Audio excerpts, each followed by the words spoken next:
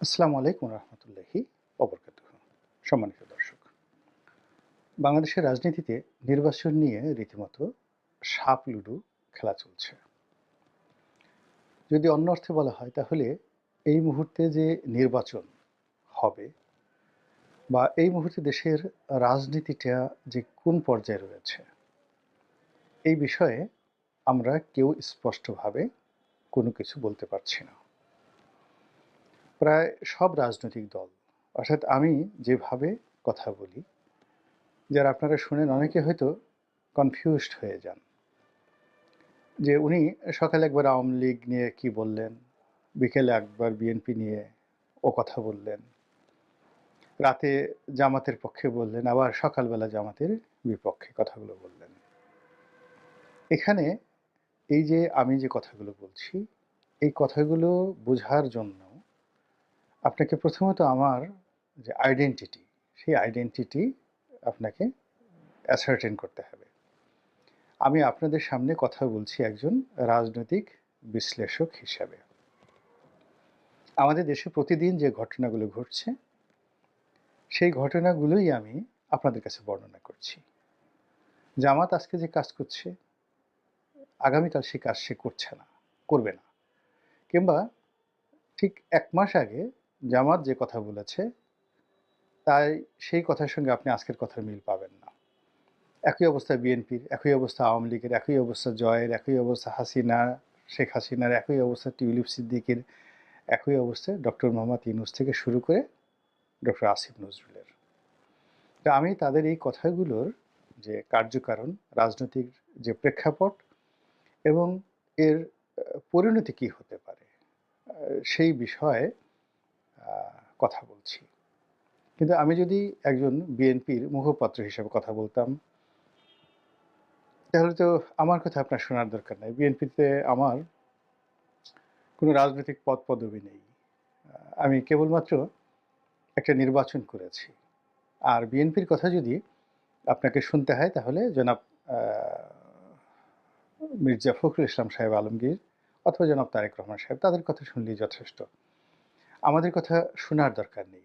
কিন্তু আবার আপনি যদি জামাতের কথা শুনতে চান তাহলে জামাতের আমিরের কথাই যথেষ্ট। আওয়ামী লীগের কথা যদি শুনতে চান তাহলে জাহাঙ্গীর কবির নানকের কথা শুনলেই যথেষ্ট। আমার কথা বা আমাদের মতো যারা কথাবার্তা বলছেন তাদের কথা বলার দরকার নেই বা শোনারও দরকার নেই। কিছু মানুষ আমাদের মধ্যে যারা আছে, আ যেমন আমাদের মধ্যে ২-১ জন আছেন যারা কোনো একটা দলে রিপ্রেজেন্ট করে জনমত গঠন করেন সেই দলের পক্ষে, আমি সেই দলে নই। কোনো একজন আছেন বা কেউ আছেন কোনো একটি বিশেষ দলকে হেয় করার জন্য, ছোট করার জন্য কাজ করে যাচ্ছেন। আমিও সেই দলে নেই। আমাদের মধ্যে কেউ আছেন যারা পত্র-পত্রিকায় দৈনিক যে খবরাখবর আছে, সেই খবরগুলো আপনাদের সামনে তুলে ধরেন এবং বিশ্লেষণ করেন। আমি সেটাও করি না। আমি যে কাজটি করি সেটা হলো পত্র-পত্রিকায় সাধারণত সেই ২০০৯ সন থেকে আজ অবধি আমি কলাম লিখি, নিবন্ধ লিখি। এটিকে সম্পাদকীয় বলা হয়, এডিটোরিয়াল। তো সেই এডিটোরিয়ালের যে পলিসি, সম্পাদকীয় নীতি পত্র-পত্রিকার, সেটিকেই ইউটিউবে একটি আলোচনা রূপে, একটা বিশ্লেষণ রূপে আপনাদের নিকট উপস্থাপন করি। তো সেই উপস্থাপন করতে গিয়ে প্রতিদিনই যেহেতু ঘটনা পরিবর্তন হয়, আমার কথাও ঠিক সেইভাবে পরিবর্তন হয়ে যাচ্ছে। তো সেই কারণে দেখা যাচ্ছে যে আমাদের সকলের মধ্যেই পুরো জাতিগত এখন যে বৈশিষ্ট্য সেটা হলো আমরা এক ধরনের অস্থিরতার মধ্যে কাটাচ্ছি। কোনো রাজনৈতিক দল, কোনো ব্যক্তি, কোনো বিশ্লেষক, কোনো ব্যবসায়ী, কোনো আমলা, কোনো কামলা, কেউ সুস্থির নেই। সকলের মধ্যে অস্থিরতা আছে এবং আগামীকাল কি ঘটতে যাচ্ছে, আগামীতে কি ঘটবে এই বিষয়গুলো আমরা কেউ জানি না। এবং না জানার কারণে কি হচ্ছে, সমস্ত কিছু আমাদের কাছে অস্পষ্ট। আর সেই অস্পষ্টতার কারণে আমরা ঘুরছি। কেউ আমার কাছে আসছেন, কেউ পিনাকির কাছে যাচ্ছেন, কেউ হয়তো আরও আরেকজনের কাছে যাচ্ছেন, কথাবার্তা শুনছেন। আপনার চিন্তা চেতনার সঙ্গে যদি মিলে যায়, স্বস্তি পাচ্ছেন। আর যদি না মিলে তাহলে আপনার ক্রোধ বেড়ে যাচ্ছে। এবং এই যে আমাদের সামগ্রিক আপনার যে অবস্থা, সে অবস্থা বাংলাদেশের বেশিরভাগ মানুষের নয়, সকল মানুষের। এখন এই যে সকল মানুষের যে এই যে অস্থিরতা, সেই অস্থিরতাকে সামাল দিতে পারে যে রাজনীতি, তো সেই রাজনীতি এখন আর বাংলাদেশে নেই। আওয়ামী লীগের রাজনীতি নেই, বিএনপির রাজনীতি নেই, জামাতের রাজনীতি নেই, কারো কোনো রাজনীতি নেই। এই মুহূর্তে যেটি হচ্ছে সেটি হলো নির্বাচন কেন্দ্রিক নড়াচড়া। ক্ষমতার এই মুহূর্তে যতটুকু আছে, কে কতটা ক্ষমতা ভোগ করতে পারে এবং কে কতটুকু ক্ষমতার অংশীদার হতে পারে তা নিয়ে রাজনৈতিক দলগুলোর মতপার্থক্য, বিরোধ, মতবিরোধ এবং ক্ষেত্র বিশেষে দ্বন্দ্ব সংঘাত। আবার যারা ক্ষমতার কলকাঠি নাড়ছেন, সেটা সচিবালয়ের আমলা কিংবা ক্যান্টনমেন্টের সামরিক কর্তা কিংবা পুলিশ বিভাগের বড় কর্তা, তারা এবং একই সঙ্গে ডক্টর মোহাম্মদ ইউনূসের নেতৃত্বে যারা রয়েছেন উপদেষ্টা মণ্ডলী, এদের মধ্যে আবার কয়েকটা গ্রুপ আছে তারা, এবং এর বাইরে যারা এই গণ-অভ্যুত্থানের নেতৃত্ব দিয়েছেন সমন্বয়কবৃন্দ, তাদের মধ্যে ক্ষমতার যে রশি টানাটানি, তারপরে অন্তর্দ্বন্দ্ব, সংঘাত, ভুল বোঝাবুঝি, এগুলো কিন্তু দিনকে দিন প্রকট হচ্ছে। আর এই প্রকট হওয়ার কারণে রাজনীতি নির্বাসনে চলে যাচ্ছে। আর নির্বাচনটা যে করতে হবে দ্রুত, এটার পক্ষে একদল একেবারে সর্বশক্তি নিয়োগ করেছে। আর নির্বাচনটা বিভিন্ন ছলা-কলা করে পিছিয়ে দেওয়ার জন্য আরেকটি পক্ষ সর্বোচ্চ চেষ্টা করছে। এখন এই যে নির্বাচন যারা চাচ্ছেন, তারা চাচ্ছেন এই কারণে যে এই নির্বাচনের সঙ্গে তাদের অস্তিত্ব নির্ভর করছে, তাদের নিরাপত্তা নির্ভর করছে, তাদের আশা, আকাঙ্ক্ষা, স্বপ্ন, ভালোবাসা সবকিছু নির্ভর করছে এই নির্বাচনের উপর। এবং যারা নির্বাচন খুব দ্রুত চাচ্ছেন, তারা জানেন যে খুব দ্রুত যদি নির্বাচন না হয়, তাহলে তারা ঐতিহাসিক বিপর্যয়ে পড়বেন এবং আরও একটা যাকে বলা হয় বিপদ এবং বিপত্তি, যেটি তাদেরকে গ্রাস করবে, তা কম করে হলেও 10টি বছর তাদেরকে আবার নতুন করে ভোগাবে এবং তাদের উপর আবার জুলুম, পীড়ন, অত্যাচার যেটা আওয়ামী লীগ আমলে হয়েছিল সেটা আবার হবে। কাজেই তারা এখন নির্বাচনে অংশগ্রহণ করা, জয়লাভ করা, এটাকে একটা জীবন মরণ সমস্যা মনে করে রাজনীতি বাদ দিয়ে এই নির্বাচন অনুষ্ঠানের জন্য সরকারের উপর যত রকম প্রভাব বিস্তার করা যায়, যত রকম চাপ দেওয়া যায়, সেই ব্যাপারে তারা সর্বশক্তি নিয়োগ করছেন। অন্যদিকে যারা ক্ষমতায় আছেন, তারা এর বাইরে এই ক্ষমতার যারা নিয়ন্ত্রক, তাদের সাহায্যকারী শক্তি, মানে তাদেরকে যারা আড়ালে আবডালে ছোট ছোট রাজনৈতিক দল হিসেবে সহযোগিতা করছেন, তারা যে কোনো মূল্যে চাচ্ছেন যে নির্বাচন দেরি হোক, 2 বছর, 3 বছর, 5 বছর, এমনকি 10 বছর পরে হলেও তাদের কোনো ক্ষতি নাই। এর কারণ হলো তারা সত্যিকার অর্থে এখন ভালো আছেন এবং নিজেদেরকে গুছিয়ে নেওয়ার জন্য তারা যথেষ্ট সফল হয়েছেন। কাজেই তারা চেষ্টা করছে নির্বাচনটা পরে হোক। তো এই যে দুই পক্ষের টানাটানির মধ্যে যেটি হচ্ছে সেটি হলো আমলাতন্ত্র। আমলাতন্ত্র তারা সুবিধা পেয়ে গেছে। রাজনীতিবিদদের মধ্যে যত বিভক্তি হবে, আমলাতন্ত্র তত শক্তিশালী হবে। রাজনৈতিক দলগুলো যত দ্বন্দ্ব এবং সংঘাতে জড়িয়ে পড়বে, আমলাতন্ত্র তাদেরকে নিয়ে তত খেলবে। এবং কোনো একটি দেশে যত অগণতান্ত্রিক সরকার থাকবে, অনির্বাচিত সরকার থাকবে, আমলাতন্ত্রের একটা পোয়াবারো হয়ে যাবে। এবং আমলাতন্ত্র একটা পুতুল সরকারকে বসিয়ে, অনির্বাচিত সরকারকে বসিয়ে, এমনকি একটা ডিক্টেটরকে বসিয়ে, ধরুন একটি রাষ্ট্রে যেমন রবার্ট মুগাবে জিম্বাবুয়ের, কিংবা ধরুন ইদি আমিন উগান্ডার, এখন এখানে একজন স্বৈরশাসক থাকেন, তার অধীন হয়তো 100-150 আত্মীয় স্বজন তাবেদার থাকেন, তাদেরকে পাত্তা দিলেই পুরো দেশ জাতিকে নিয়ন্ত্রণ করা সম্ভব।